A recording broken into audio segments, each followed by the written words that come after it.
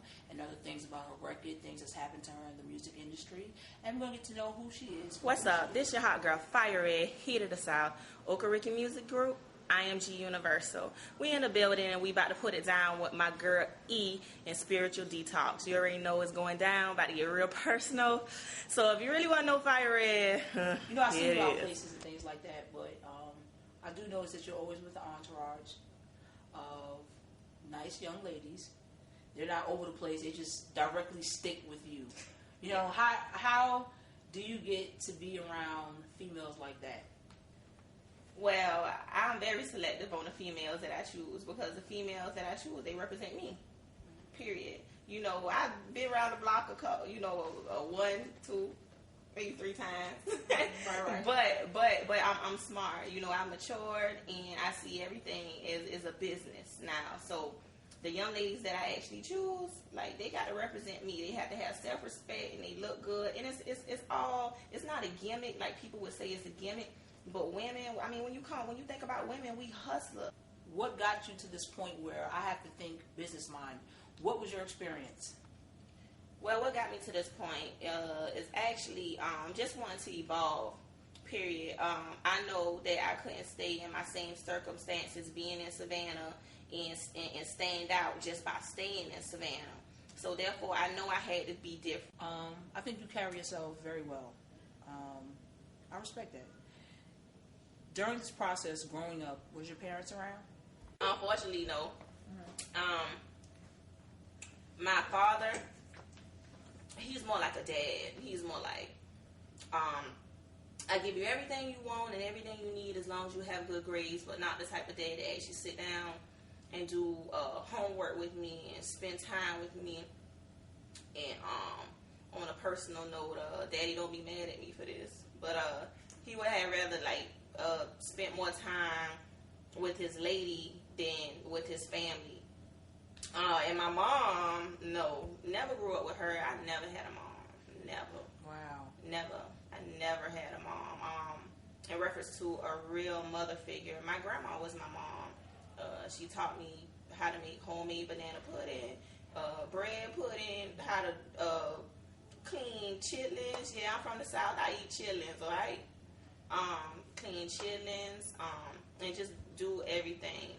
My mom, actually, she's on drugs. She still is. She's in the same city with me. She abandoned me when I was 1. I don't even think I was 1. I was 9 months. I had pneumonia, and everyone in my family knew it was something wrong with me. And I was literally on my deathbed as a 9-month infant, and I was wheezing, coughing. Right now, I still have bronchitis from an infant because of that. I can remember the story being told to me that I was in a cold house, laying on the bed with pneumonia, bronchitis, didn't even have a cover on me.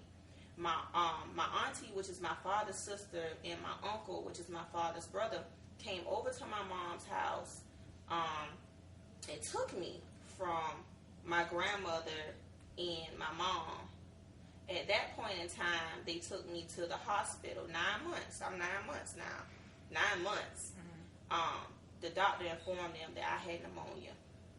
And if they would have waited 48 more hours, I probably would have been dead. Mm-hmm. Not to mention, I'm a twin. I'm actually a twin, and my twin did not survive. So no, I never had a mom, so I take that and I just kind of live and I learn. With that being said, that's really deep. When you found this out, do you and your mom still have a relationship? Like, do you see her? Do y'all speak? Ooh, when I found it out, how old were you when you found it out? I always knew. I was always aware that I had a mom, and she was around in Savannah, and they've given me hints about her drug addiction, and so I've known it ever since I was maybe 8, 9, or 10. As I got older, I think around 14, I began to search for her to develop a relationship. I mean, right now, even to this day, I'm still striving to have a relationship with my mom, but when she looks at me and she sees everything that I have going on for myself and the success, and she knows that she doesn't have a part of it, I think that she's embarrassed. I think she's embarrassed and that she left me. I think she's ashamed. I think that she's hurt, and I think that there's a big part of her that wants to love me, but she can't get past the guilt of the fact that she has never been in my life. I can remember when I was 14, this is when reality really hit me about the situation. Someone informed me that she was in a particular house. And this particular house, I never forget it, is on 41st and Harding. It's a big house, 2-story. It looked kind of abandoned, you know. So I went in the house. I asked for my mom. It's so-and-so and so here. So they said, oh, yeah, she here. Who are you? I say, I'm her daughter. So these people, took me upstairs, showed me where my mom was. I opened up the door. She got a crack pipe to her mouth. Guess what? 14 years old, I went ballistic.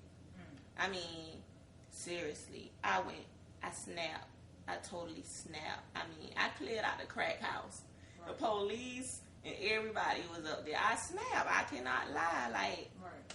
I built up. Yeah, I fought her, and like, I still got like mad respect for her for the fact that she's my mom. But I just can't see, looking at my daughter, which I have a daughter that's about to be 3 years old in December, I just can't see how you can just abandon something so precious. If you can say anything to your mother right now, if she was sitting in my chair and you was having this moment to talk to her, what would you say? Mom, even though I don't understand why you abandoned me, I can't wrap that around my mind for nothing. However, I know that God has a plan, and maybe it was best for you to go out and do your thing where it wouldn't affect me. Because honestly, with the lifestyle that you have been maintaining and you still do maintain, I don't know where I would have been. And I don't think I would be the woman that I am today. So in a sense, I regret that you weren't there, but I thank you for having enough courage to let me grow and be happy and have another childhood with someone that you thought was capable of giving me a better life. However, it hurts like hell that you're not there, even to this day. But I hold no judgment against you, and even though I hardly see you, I still love you. And that's what I say. I'm an angry person, and I have my mother and father there. You understand what I'm saying? I'm sitting here listening to you like... You're an angry person. Dad, I get angry sometimes. People try to, they try to diagnose me sometimes. Like, he's so angry. It doesn't be, anger. I guess it's just, when you have been hurt all your life, you're not good enough, or you're not doing this right, or you're not doing that right, and you just struggle to do that. And it's like, hearing your story, I'm looking like, Dad, my life wasn't really that bad. Like, you know what I'm saying? Like, damn, I made you feel like that? Yeah, but I mean, it's a good way because you're young, you're 10 times younger than me. You understand what I'm saying? But you're maintaining, you have a daughter. I mean, I meet so many females that don't have their mother go through what you went through, and they just like, oh my God. They make it seem like it's the end of the world. This is why they do all the negative things in their life. They have nothing to live for.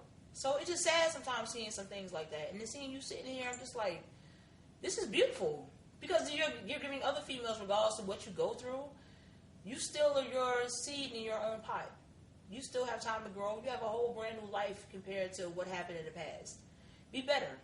And you are basically giving the example of, my mom did this, but I'm going to be a better woman. How did you stay so focused when it comes to the music? Because when I was speaking to your assistant, she said that actually, before me and you talked, she said that, sometimes they don't hear from you, and then when they hear from you, you're like, I'm in the studio, I'm just writing. And they're like, you take it so personal. I did ask your assistant, and I said, well, did she be going through things? Did she write about it? They said, I think so, because, she just be like, she's gone. There's times we'll think she's doing this and doing that. And when we speak to her, she's constantly in the studio. What makes you so focused on your craft? Well, this is a business that you most definitely don't want to be 50 years old trying to, break into the game. So therefore, the seriousness came about because I am, older. So my introduction to the game would not be like a 19-year-old, young lady or a 21-year-old. I'm older than that. Mm-hmm. So I really got to get in and get out because I have a lot of things that I would like to accomplish aside of just the industry. But I'm not gonna lie, like seriously, when I'm recording, I'm just recording because it's like I can multitask. Mm-hmm.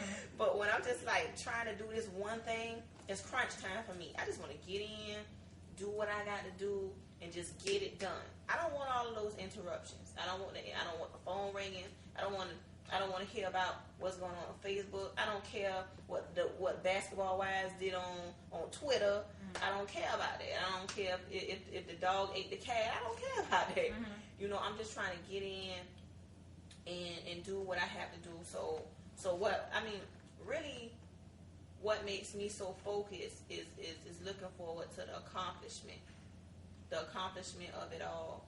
I know if I get in and I do this way and that way, that this will be the benefit of it. If you could tell all the fans something right now that you want them to know about you and you want them to remember you by, what would it be? Don't judge a book by its cover. I know I look mean. I heard that a lot. If I come in your area, in your club, I'm not ignoring you, okay? It's just that when I come in a place, I'm looking straight ahead. That's what I've been taught to look forward. So, no, I'm sorry. I don't pay attention to the right, to the left, and what's behind me. But it doesn't mean that you're not appreciated. If you want to speak to me, I'm human, just like you. Come up to me and say, hey, Fire Red, I like Fanatic, or I like Footprint, so I like Porn Star, I like Damn Right Eye, da-da-da-da-da-da. Y'all know the words for people that know the song. Mm-hmm. But, for the most part, I greatly appreciate everyone that has been riding with me. I greatly appreciate that everybody see me at the level that I'm at before I see myself. For my Facebookers and Tweeters and everybody, I apologize. I'm not ignoring you. I'm not. I'm truly not. It's just that Facebook only have 5,000 friends, and I have 1,026 friend requests that I can't even get to. I'm not ignoring you. I really appreciate your support. I truly do. I really do. And just don't judge a book by its cover. I'm human just like you. I go through ups and downs just like you. I'm mad just like you. I love just like you. It's just what it is. Just best thing you can do for me is just regardless, don't give up. Support. Request songs on the radio. Send your friends to YouTube. And just support. I greatly appreciate it. I'm from Savannah. It's hard for people to make it out of this city. We're in a good position, but I can't do it without y'all. So with that being said, my gratitude is very much in debt to you. If you ever had a mother, or if you did, this is a woman who never had one, but she still moved on with her life. She's still trying to be successful, and she is successful because she's still loved, and that will move her a long way in life. And I hope everybody will stay tuned and watch this and learn something once again. Thank you for joining and tuning in with me and Fire Red, EP 90.3 FM, Spiritual